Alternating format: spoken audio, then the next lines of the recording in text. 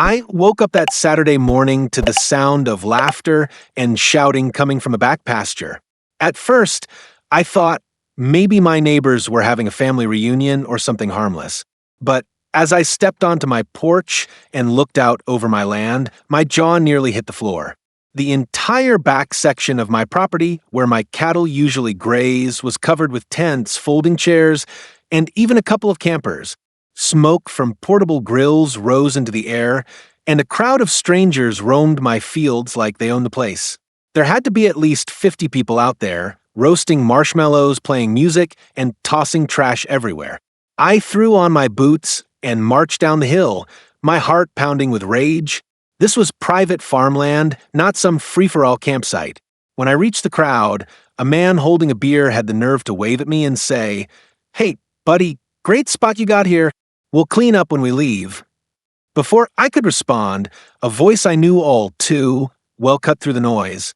Well, look who finally showed up," Karen sneered as she strutted out from behind one of the campers, holding a clipboard like she was in charge. Of course, it was HOA Karen, my nightmare neighbor who'd been trying to force my property under the HOA's control ever since they expanded the community lines last year. She despised my farm animals, the smell of my barn, and the fact that my land didn't fit her perfect neighborhood aesthetic.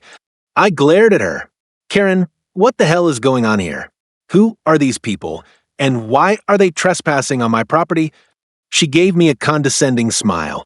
"They're guests, dear.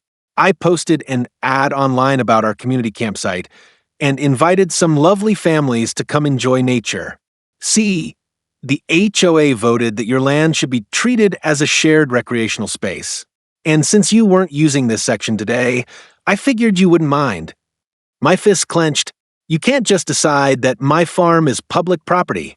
This is private land, Karen. These people need to leave now." Her smirk widened. "Relax. They're paying good money to be here, and the HOA gets a cut. You should be grateful. Besides, what's the harm? You farmers have so much space you don't even use." The sheer audacity of her words almost knocked me over. She hadn't just invited a couple of friends over, she was charging strangers to camp on my property, making a profit while trampling my fields and stressing out my livestock. I turned to the crowd and shouted, "This is MY Farm. You're all trespassing. Pack up and get out before I call the police." Some of the campers looked uneasy, but Karen quickly jumped in. "Don't listen to him, everyone. He's just upset about sharing. The HOA has full authority here." That was the last straw. She had manipulated these people and dragged my land into her scheme. The cops would take hours to show up, and by then, my fields would be wrecked. I needed to act fast and make sure Karen never pulled a stunt like this again. As I stormed back to my house, a plan began to form. One that was perfectly legal, completely within my rights as a landowner, and guaranteed to send those trespassers running. You see, my farm has a waste management system for animal runoff, a series of tanks and pipes that collect manure and wastewater, keeping my pastures clean and my crops safe. Normally, that system works quietly in the background, recycling waste for fertilizer, but with a few adjustments, it could be redirected to one very specific location. I spent the next hour in my utility shed, rerouting valves and setting up temporary hoses. My hands moved fast, fueled by pure determination. By the time I was done, everything was ready. All I needed to do was open one lever. I climbed into my old truck and drove around to the back of the field, staying out of sight behind the tree line. The campers were still laughing and drinking, completely oblivious to the reckoning about to come. Karen was at the center of it all, bragging to a group of families about how she'd saved this land for community use. I parked, hopped out, and yanked the lever.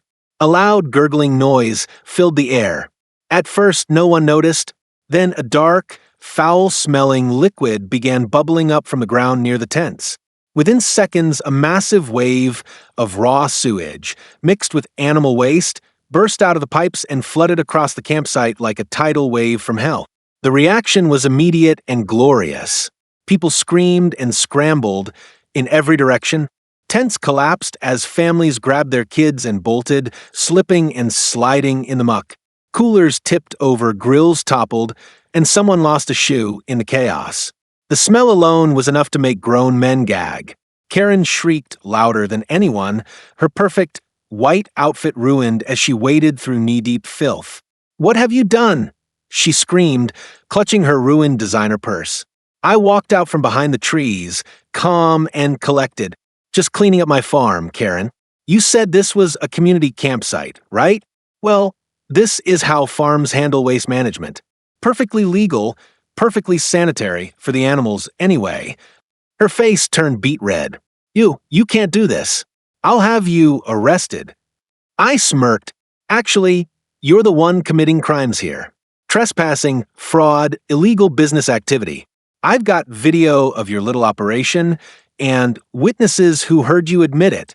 The cops are on their way, and when they get here, you'll be the one in handcuffs." The crowd of angry campers turned on her instantly. "Wait, you mean she doesn't own this land?" one man shouted. "She charged us $200 a night," a woman added furiously. Karen's mouth opened and closed like a fish as the realization sank in that she was completely cornered. By the time the police arrived, Karen was covered in sewage and surrounded by furious campers demanding refunds. The officers took one look at the situation, listened to my side of the story, and promptly arrested her for trespassing and fraud. As they hauled her away, she screamed threats at me, promising revenge. But it didn't matter. Her credibility was destroyed, and the HOA distanced themselves immediately to avoid a lawsuit. Over the next week, I repaired the damage to my land, but I also installed no trespassing signs and a stronger fence line. Word spread fast, and nobody dared to step foot on my property again without my permission. Karen's public campsite scam had backfired spectacularly, and she ended up facing hefty fines and legal fees. My farm, on the other hand, came out stronger than ever. Sometimes the best way to fight back isn't through words or arguments, it's through actions that make a point no one can ignore. If you enjoyed this story and want to hear more epic takedowns of bullies and HOA tyrants, hit that subscribe button right now. Trust me, you won't want to miss what happens next.